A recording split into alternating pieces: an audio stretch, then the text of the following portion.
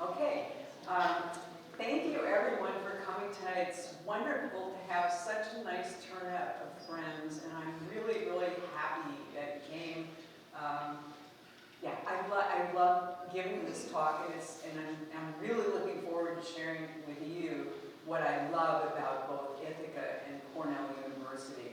A few months ago, I gave a talk up here about when Paul and I had gone to England this summer, and we gave a talk about Oxford and the South Downs in England. And I told you then that just knowing that I was going to come back and give a talk about that English trip made the trip so much more interesting. And the same thing was true this time. I researched books specifically on Ithaca and Cornell before I went there. I had this list of 40 photographs I wanted to take.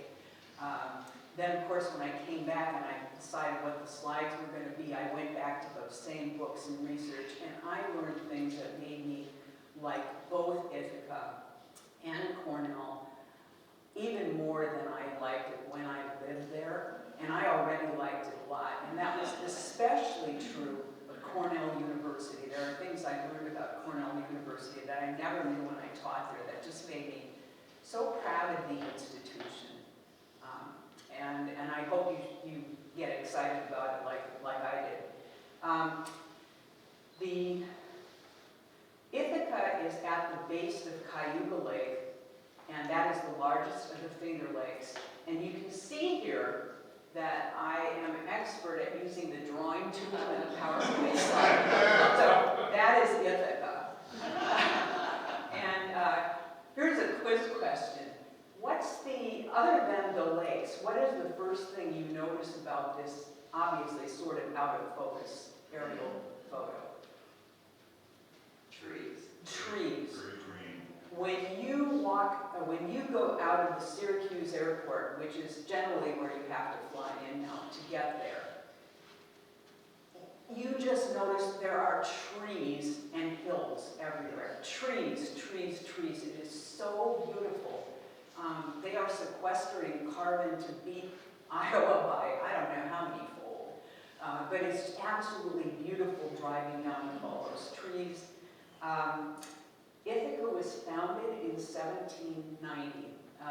It was founded after the Revolutionary War. The government didn't have money to pay off the soldiers from the Revolutionary War, so what they did was use land grants to give people places to live. And so they had several of these land grants given out in Ithaca. They were given out by the New York State surveyor at the time. His name was Simeon DeWitt, and you'll see his name come up several times during this talk.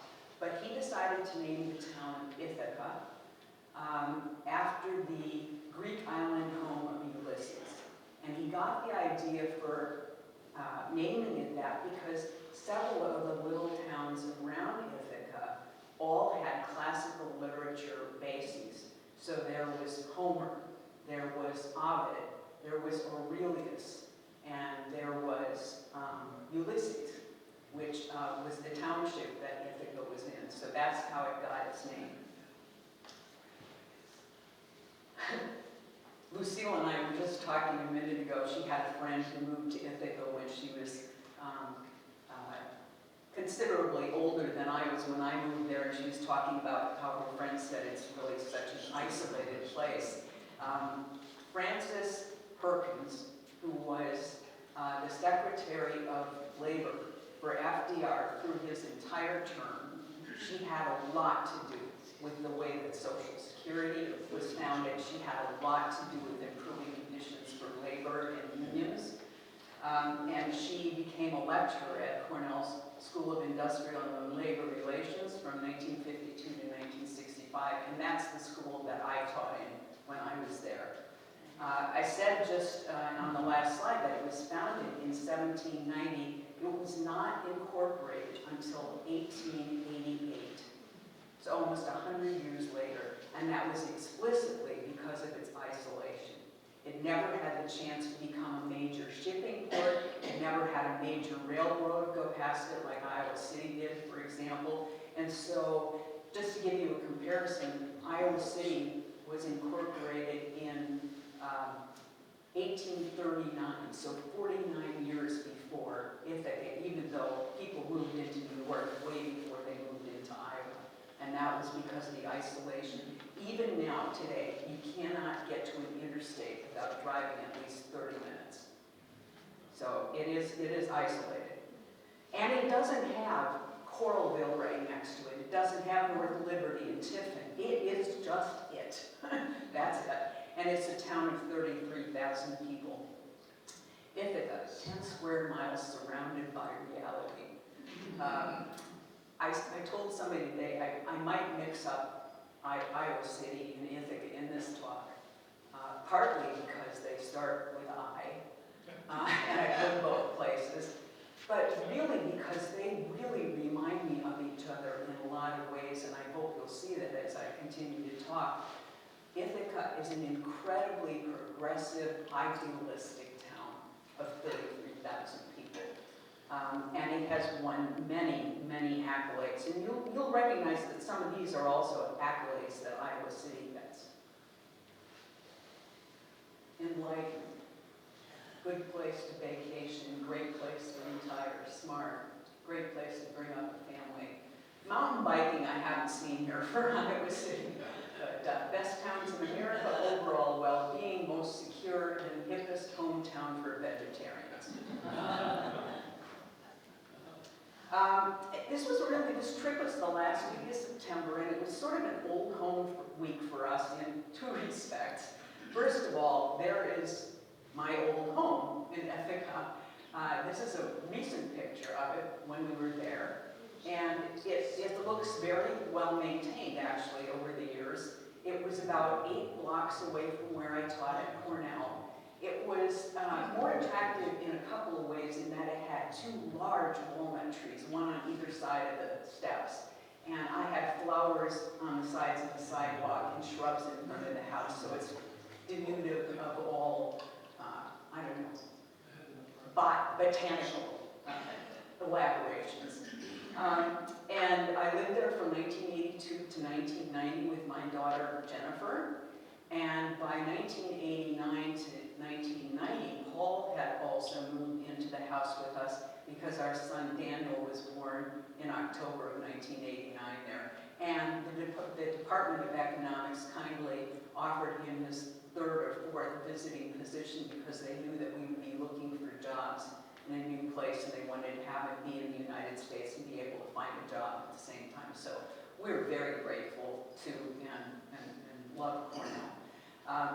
Other way in which it was Old Home Week for us was that there were 5 couples we had met either right away in 1982 or shortly thereafter that we became very close to, and we were able to see all 5 of those couples at least once, and in some cases even 3 times for dinner. And you know what it's like to meet up with old friends that you haven't seen in a long time. Within 5 minutes, at least affectively, emotionally, you're right back where you were. I mean, you're catching up on everything that's happened in between, but it's like you never left, and we had that experience with 5 couples. And I'd like to just point out the young woman. Well, she's actually not that young anymore, but she sure looks young, doesn't she? That's Ellen McAllister. I don't know if any of you think of the McAllister name with Iowa City, but James McAllister had the first farmstead in Johnson County in 1840. She's a descendant of that McAllister. The homestead, I'm sure many of you recognize the house, beautiful red brick building with an Italianate porch near Terry Trueblood Park. So she's from Iowa City. She's done Ithaca very proud as well. She's been on the city council for multiple terms. She's a big friend of the Stewart Park that we're going to talk about in a later slide. And so 5 of those couples that we were able to share meals with. And we decided when we came back, we're going back every 5 years now, and then somebody said, make it 3. And we decided, okay, God. Oh, and by the way, that isn't really the first house I ever owned. It's the first mortgage I ever owned. It turned out to be, we didn't realize it until about halfway through our first day there, that September was the 40th anniversary of when Paul and I met in Ithaca. We were sitting down, I think, at lunch, and we just said, wow, we did this 40 years ago this month. We don't know exactly which day because we had no idea that we were going to become a couple. But what happened was that we were introduced by a mutual friend. When I was at the University of Wisconsin, he was an economics professor in the Department of Economics, and I was getting my PhD.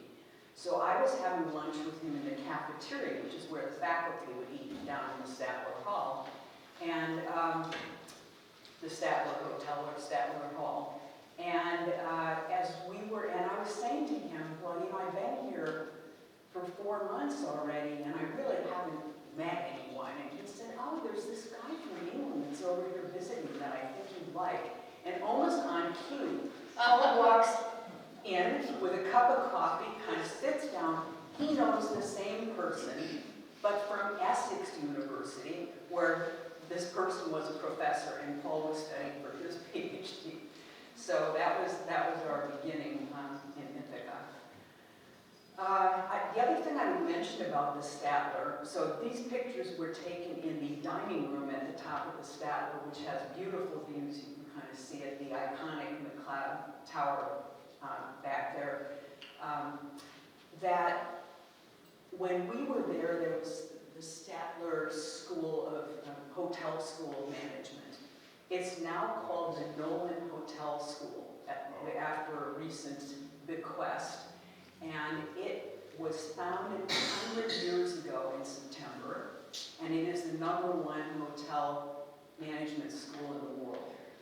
So another benefit of being in this restaurant or this hotel is most of the chefs are students, not all of them.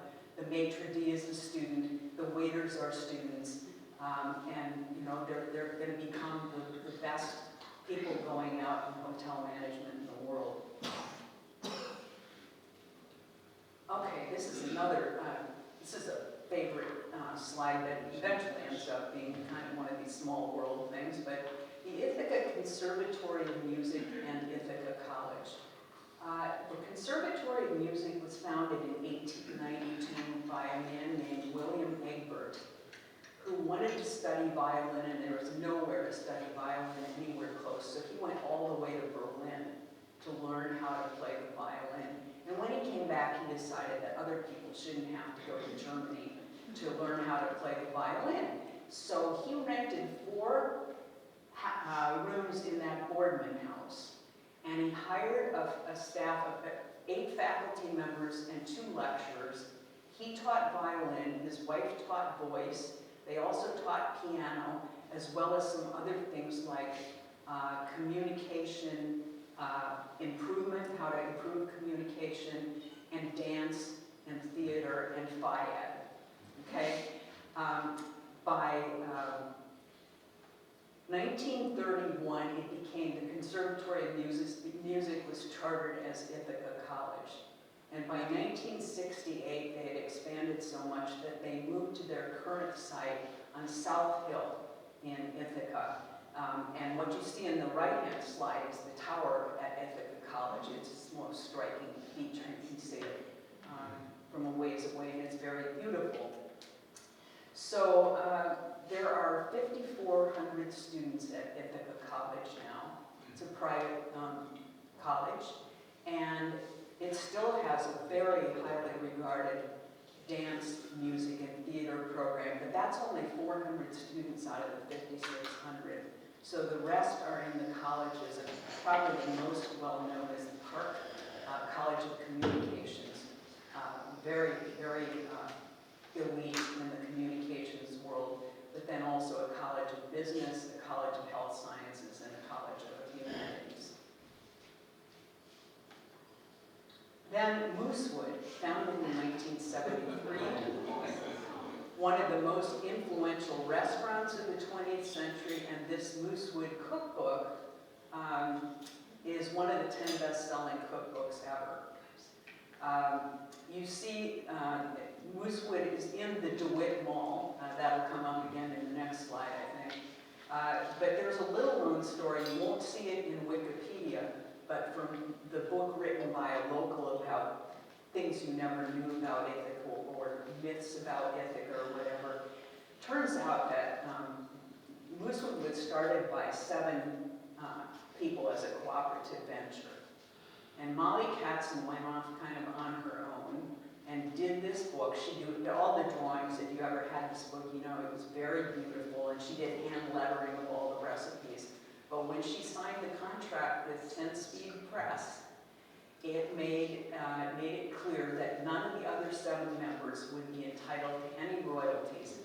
And she had trademarked the Moosewood cookbook thing, so they couldn't use the word Moosewood in their cookbooks either.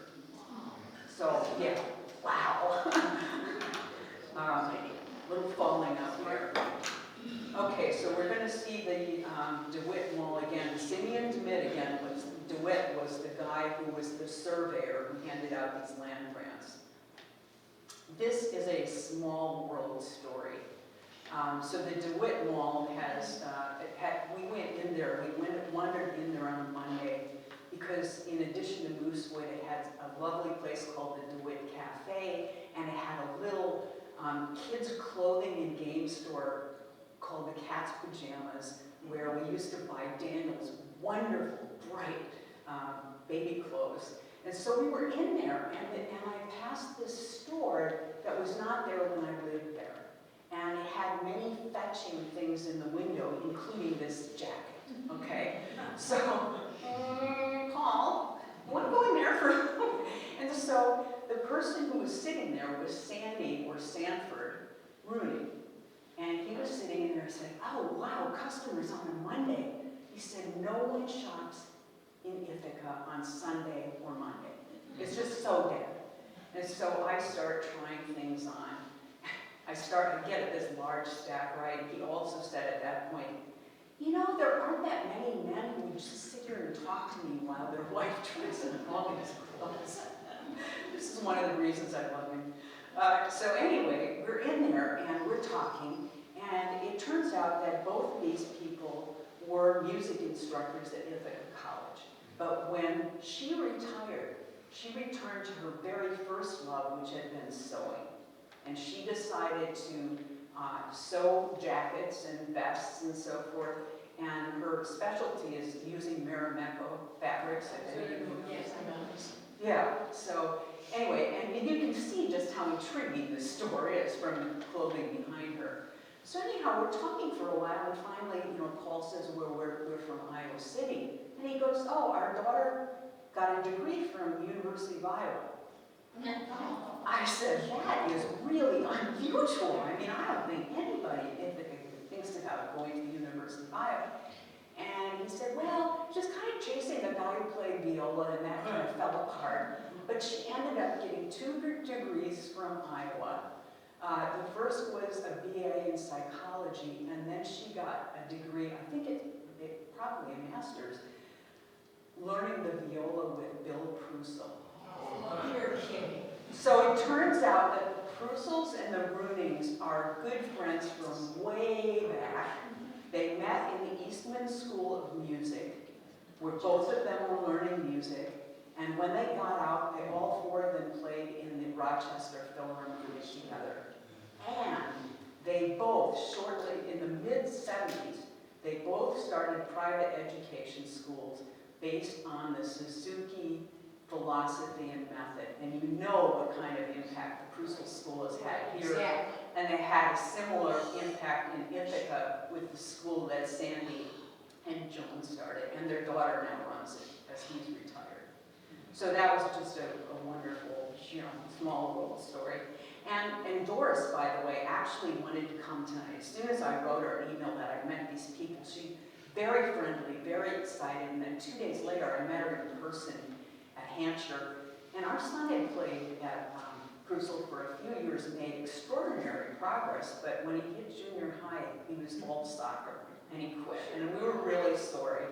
But, you know, I've never, ever spoken to Doris Prusel, and I'm sure many of you know she's just a lovely lady. And so now, you know, at least she's a close acquaintance of mine. She's not a friend, but I'm so excited about that. And she wanted to come tonight, but she wrote me and said that two things had come together that made it impossible for her to be here, but I'm supposed to call her tomorrow and let her know how it went. So, pretty exciting. This is William H. Miller was in one of the books he was described as Ithaca's busiest person ever. He designed more than 70 buildings for Cornell and the town of Ithaca. Here are some examples. Now the upper left and the lower right corner are pictures I took, the other two aren't. But the first one is the A.D. White House. A.D. White was the first president of Cornell. And so that was the president's house until late in the 1900s. And it now has other administrative duties. But it's still in absolutely gorgeous shape. This is the McLeod Tower, which is the iconic tower that you see in most of the photographs of Cornell, attached to Uris Hall. This is the Uris Library. He also designed the library, spectacular library.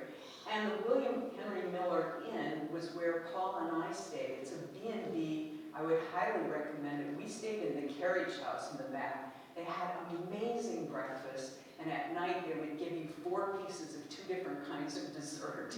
So, if you like food, and you know, it's a beautiful place. Ithaca is gorgeous, a great bumper sticker, a good little slogan on t-shirts. I took the picture of Buttermilk Falls, so named because the water comes down and it looks the color of milk. Ithaca Falls is just 8 blocks from the Commons, the downtown, and it's really high, and as you can see, really generously flowing, beautiful waterfall right in town. And then the one that people tend to mention so much is Tagonic Falls. It's about 8 miles away in Trumansburg. This is not my photograph. It was not a good day when we were there. It was gray, it was hazy, I didn't get a good photograph. But it's 215 feet tall. And just to give you some idea how tall that is, it's 45 feet taller than Niagara Falls. Okay, so Stewart Park.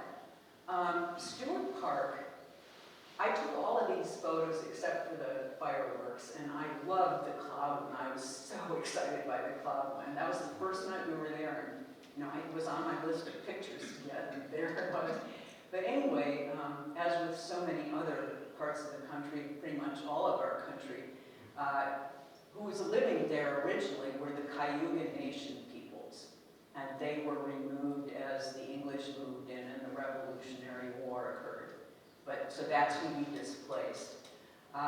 It was not developed for the next 100 years, but then a family built a house and created a 40-acre private park called Renwick Park.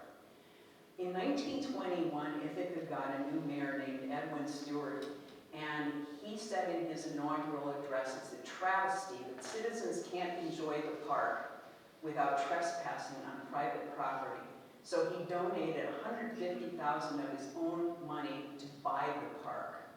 It was dedicated on July 4th in 1921 and named Stewart Park, and unfortunately this new mayor died before he saw the inauguration of the park.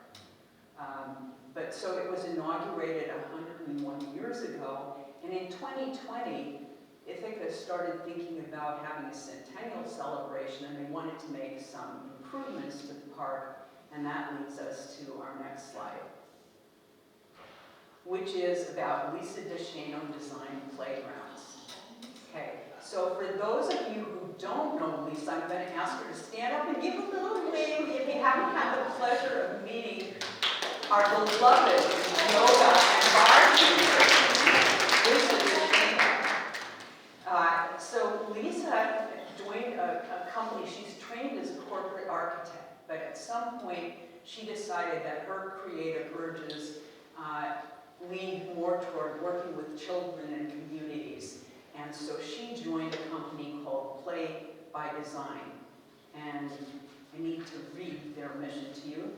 The mission is to create unique, safe, and affordable, all-inclusive play structures, to use aesthetically sensitive architecture that captures the essence of the surrounding area and culture. And then also, after the playground is designed, it is put up by a community build, okay?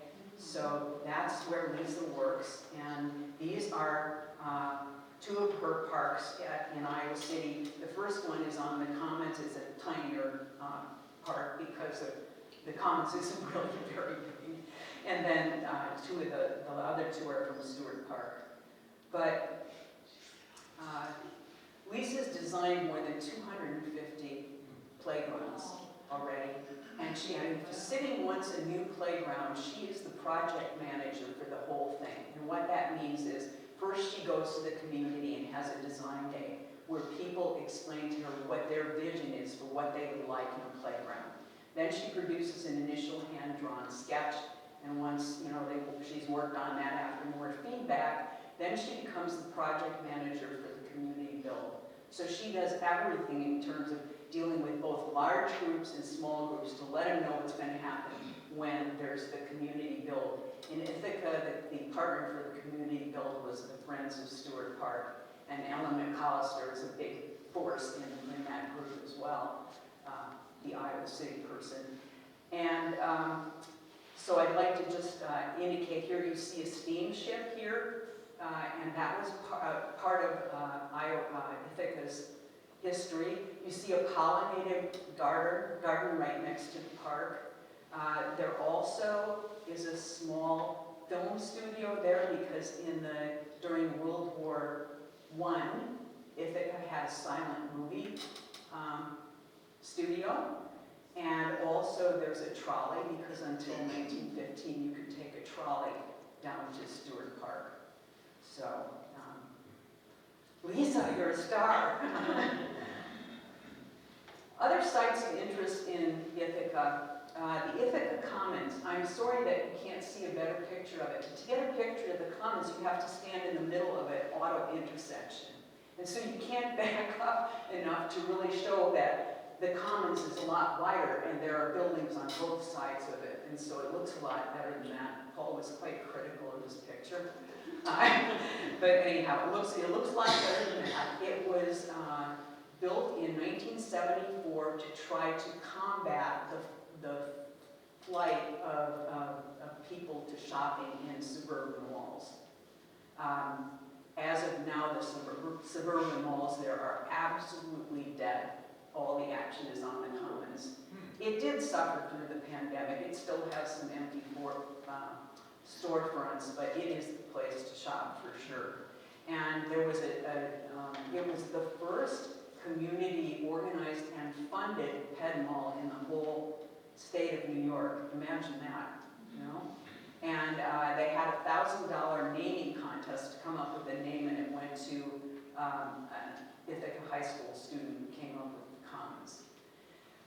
The St. James AME Zion Church was a stop on the Underground Railway. Harriet Tubman was a frequent visitor. It was the oldest church. It is the oldest church in Ithaca. Frederick Douglass came by once, and many of the freed slaves decided to just stay in Ithaca because it was such a warm community. And you can definitely notice that in the neighborhood around the church. There's a large African-American population in that part of town. And then finally, Ithaca is the North American seat of His Holiness the Dalai Lama. So when he first came to Ithaca, he was in that Victorian house, which was just across the street from the William Henry Miller Inn that we stayed in. But in 1992, they bought 28 acres to have a new kind of monastery there, and they offer retreats, classes, and daily meditations to people of any faith. So, wonderful. And now we're going to shift gears a little and go from Ithaca into Cornell University. So, Cornell University, far above Cayuga's waters, is its school song. It has 25,500 students. 60% of those are undergraduates, and 40% are grads. It has 16 colleges and schools. It has 50 Nobel laureates associated with it. Either they were students at one point or they were on the faculty.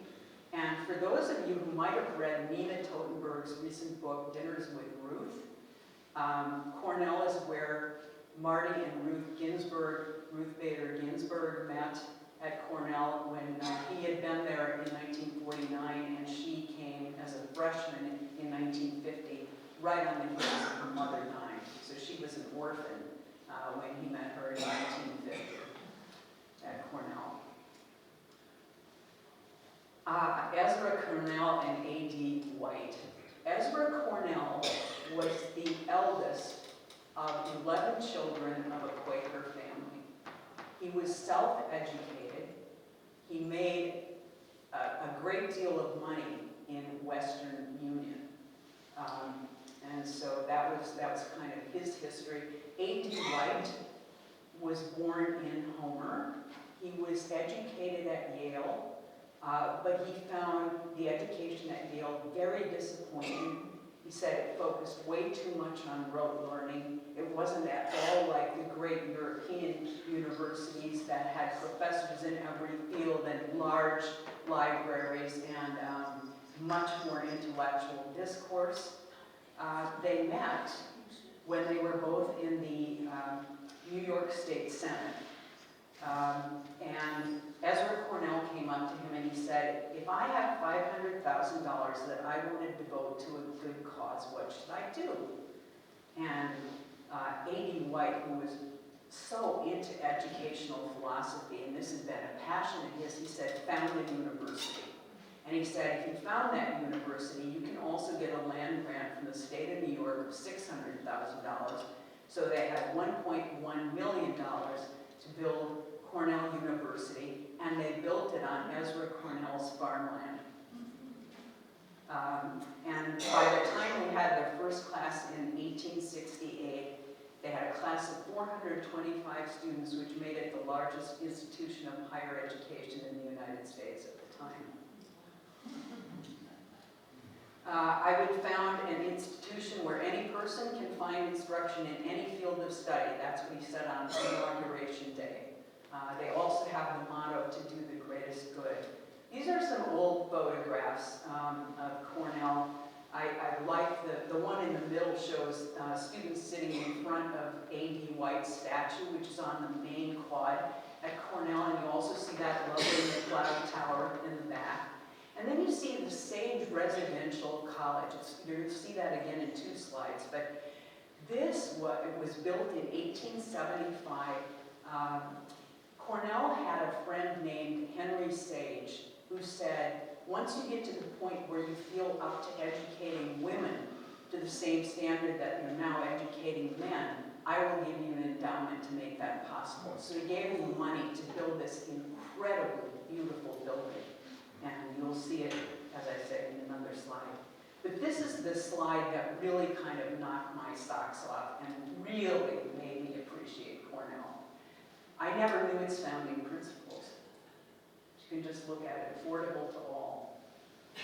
Turn the current of mercantile morality. Temper and restrain military passion. Asylum for science, truth sought for truth's sake.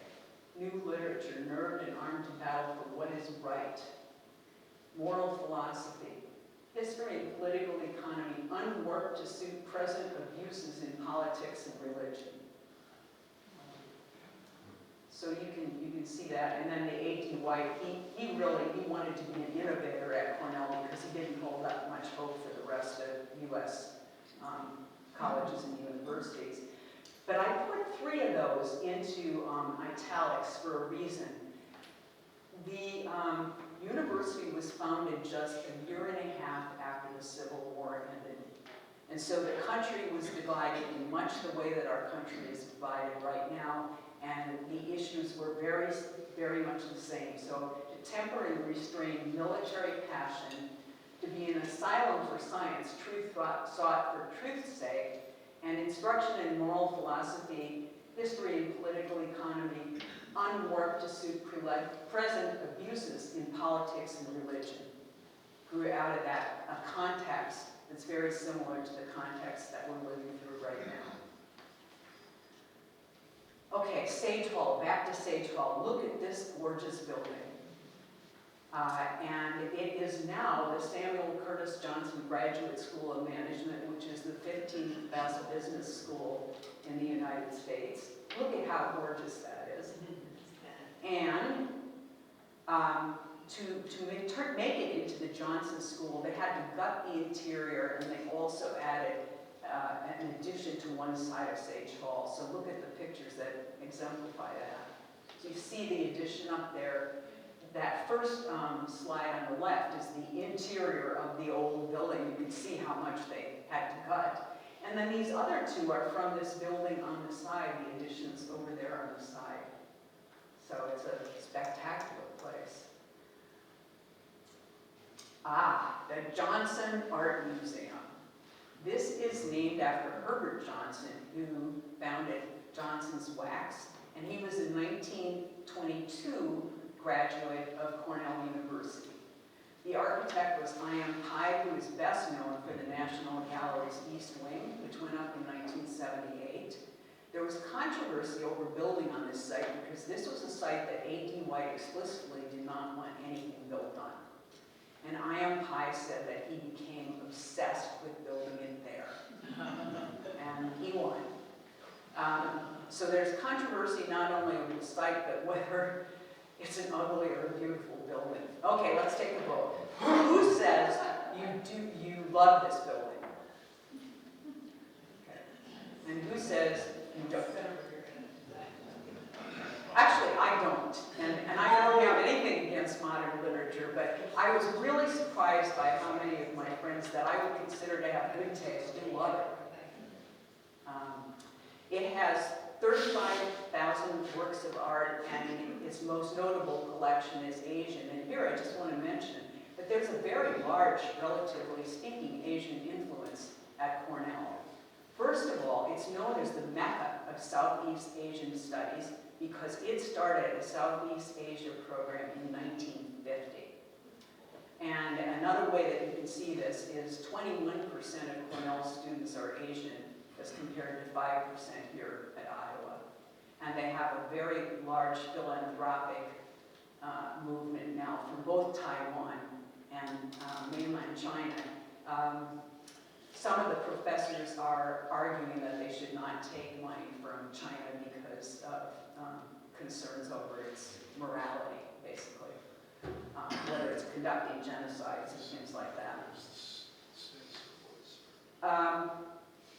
Cornell Botanic Gardens, I wanted to indicate that it has only been called that since 2016. Before that, we either knew it as the plantations or the arboretum.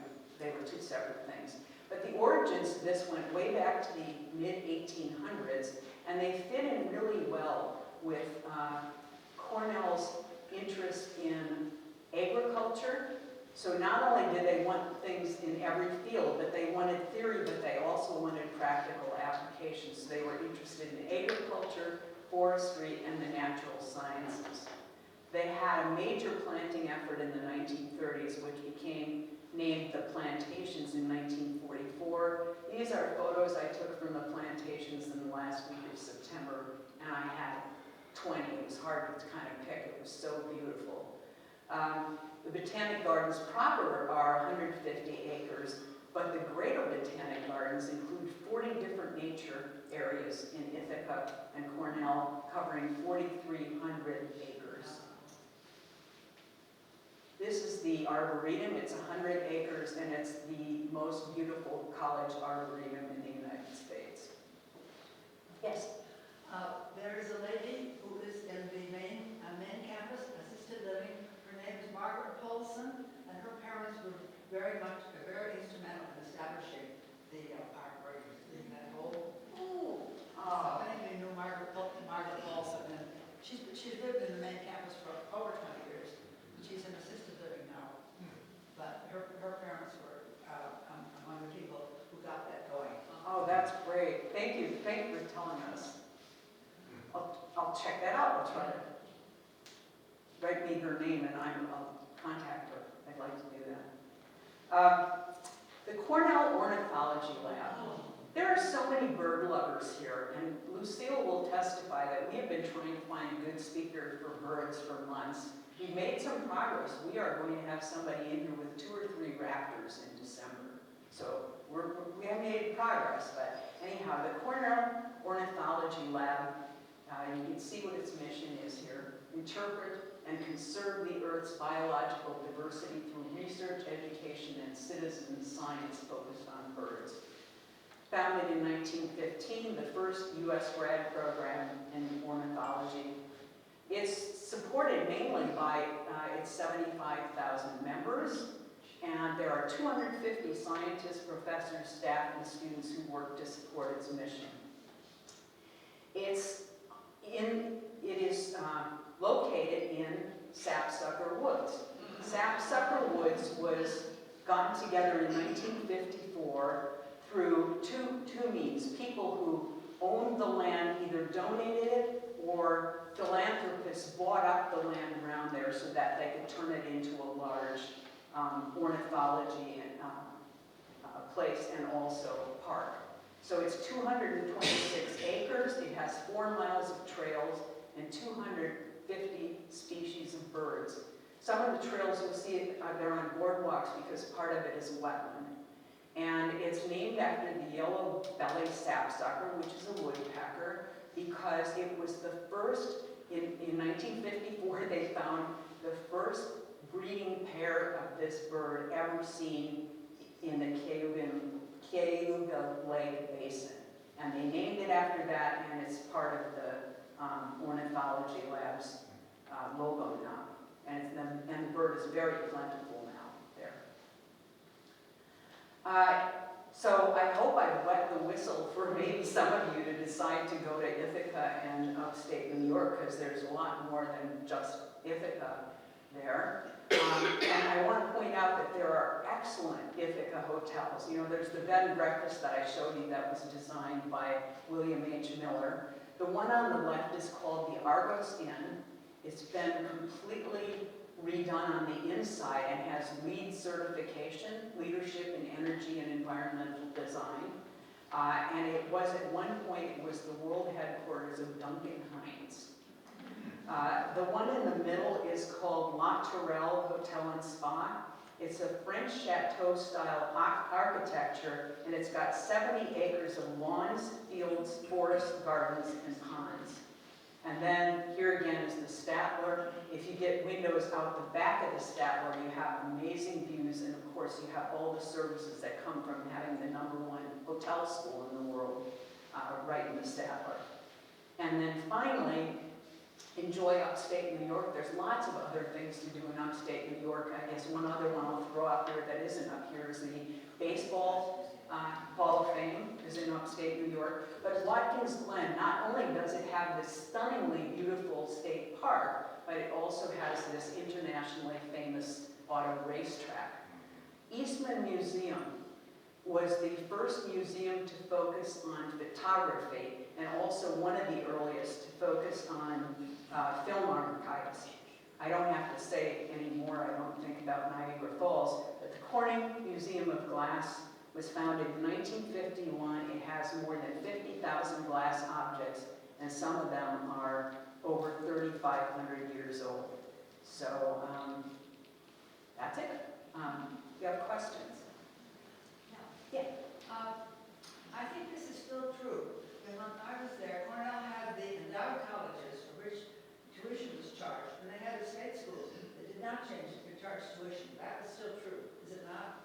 Oh, I think people pay tuition. I think even in the ILR school when I was there, they were paying Well, tuition. the reason I mentioned because one of my best friends was in what they called then the home economics department, which was in Yeah, state right. school. Very well known. But she was a pianist, and she took piano lessons. She finally decided to switch her major to music, and therefore that was a liberal arts college, and therefore she had to pay back tuition for the 2 years that she had, quote, free education in a home ec school. Yeah, that would surprise me, but maybe you're right. I'll try to find out. And also, there was not too long ago, it has come to people's attention the extent to which so many of these schools have benefited from the Native American lands they preempted, and Cornell beat all the others by about a factor of 10. They just took over. They got a lot of the support from the early years of Cornell University came from income from these lands that had originally belonged to the Six Nations, as they called them.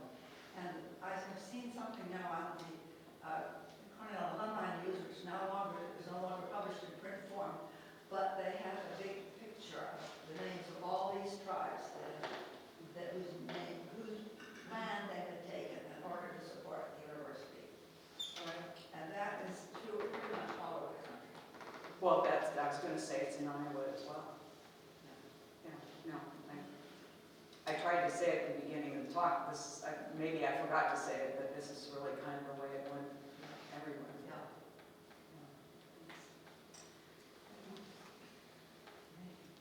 Any other Cornellians want to? Go ahead. This is Mrs. Crusoe. She's 91 years old. She drives herself and she swims with water aerobics to any. Oh, she does it with you? Oh, getting over at North Dodge. Oh, at North Dodge, okay. She is a go-getter. Yeah. I don't think she's driving at night, no. Oh, okay. Said Oh, yeah, she did have surgery. her vision. The reason she didn't come is she fell a couple of weeks ago and broke her neck. Her neck again. She said something, it was her spine was what she said to me, but yes. And her husband wasn't able to drive her at night. Right. So, yes, Karen. What courses did you teach at Cornell? And what were the students like? What was the experience like? Okay. What did I teach at, she asked what I taught at Cornell and what was the experience like, what were the students like? Well, I taught in the Industrial and Labor Relations School, and the students were wonderful. They were very interested, very interested. It was a real shock when I came to Iowa and taught in the business school. It was a really different group of the student body, really different. So, the School of Labor Relations had a very progressive background, and people were in there to do good, So, you get a different crowd in an MBA program. Wouldn't you say, Paul? Yes. And he taught in the economics department there, which was a private school, but still, it's tougher getting on business school, I would say. Maybe you could follow up on what you just mentioned, and that is that Cornell is interesting because it has both state-owned campus and private campus. Right. And programs which sometimes... Very unique. And I think the ones that are public are all called schools, like the School of Industrial and Labor Relations. Yes. Very good. Just going to say I lived in Sage Hall. I was there 62, 63. It was a co-ed dormitory. Wow. That was an early All experience. graduate students. Wow. So everybody had their bachelor's degree. We had our own dining hall. I got tours of so many departments on campus. It wasn't funny because everybody was studying something different. They already had a degree in that. Oh, come on over. I'll tell you all about what I do. Very, very educational. That's very fun and very illustrative of the founding principles, right? Yes. Being able to learn anything here. And there were several residential colleges that are explicitly founded just for intellectual discourse on the campus. The names are escaping me right now. There are several of them. Okay, yeah, Nancy? So there were two of our presidents that ended up at Cornell. Right. Were there any others besides Rawlings and Scorpion? Not that I know of, and I did poll all of our friends about what they thought about each one. And I would say that about half of them liked them both, and the others liked one more than the other. But, all in all, I would say a pretty favorable response to it. And Rawlings, I think, was president there for 17 years after he left. Okay, well, Lee? I also want to mention one other thing. When I was there, the campus police were on the side of the students, protecting us from the townies that like to come up the hill and attack the students. Oh, So wow. if you got stopped by a campus cop, that was a good thing. Are you okay? Are you doing okay? Do you have any problems? But as they say, that was 62, 63, what it is now, I don't know. I didn't have any sense of that when I lived there. That was very unusual. One of the things I was going to mention, when you saw that view of Cornell, what it didn't show was how high it was up above the lake. It's a long way down that hill. And I was just going to mention that the most direct way up is to go up Buffalo Street, and Paul and I assiduously avoided that this time. We found every other way to get to the top of Cornell other than walking. You didn't mention the lake at all, and at the time I was there, people up on the hill generally couldn't get down to the lake very easily, and it was they had a crew team, of course, and they dominated the lake, but I wonder if that had changed. I wonder if it's possible for students to go down there to swim, From what I saw there this summer, it didn't look terribly accessible that way. still not. Okay. Yeah, that's a long way down. I know. They have a nice boathouse at Stewart Park and rowing, but the swimming, really, I didn't get any sense for that. And I didn't get sense that people who lived on the hill would have a very easy time getting down there directly. Okay, well, thank you everybody for coming.